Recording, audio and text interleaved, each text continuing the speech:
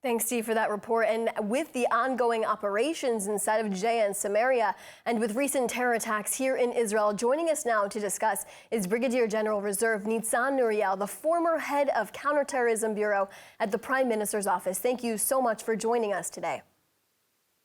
Good afternoon.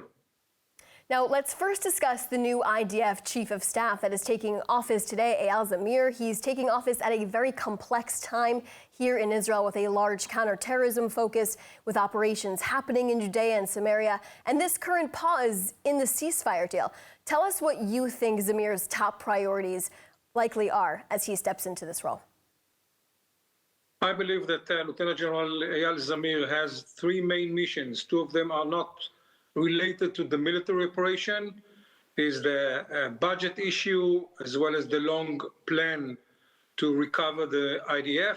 And the second issue is the ultra-Orthodox recruitment process, which is both are in a way political issues, but he needs to handle them. From the military point of view, he has to understand and translate the cabinet directions into military operations. We need to understand that the military does not pick his own missions. He has to understand what the political echelon are looking for him, try to figure out the details, and then launch a military actions. And those are the three main challenges he has to deal with. I want to talk about these large operations that are happening right now inside of Judea and Samaria. We reported earlier in the show that the IDF is saying that they killed a Hamas commander there yesterday. How significant of news is this?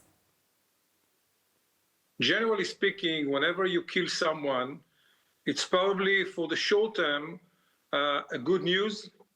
In the mid and the long term, it does not really change the picture unless you are talking about someone who belonged to the level of Hassan Nasrallah or Imad Murnia. If we are talking about the average leaders, it will create few days or week of best position for us, but for the long term, somebody else will come, take over, and again, we will have to run after the number one or number two in all those two organizations. Yeah, and I want to definitely now talk about, there were two recent terror attacks here in Israel that took place. We're actually hearing right now that one of the victims of the Karkur stabbing terror attack, this car ramming that took place, actually just died. Just a tragedy. These two happened within the same week. Tell us how security, internal security here in Israel will be dealing with the ongoing threat of possible terror attacks that could happen in the future. How will they handle that? We are in the beginning of the Ramadan month, which statistically, the numbers of terror events in Judea and Samaria, inside Israel, at that period are always high. The way to deal with them is as much as we can, police on the streets, soldiers, and yet I know that they are very busy in other fronts. But if we want to make those potential terror events short as much as we can, we need armed people on the street that will be able to understand the situation and stop it. Obviously, unfortunately, sometimes we have people who make mistakes and we have casualties among us.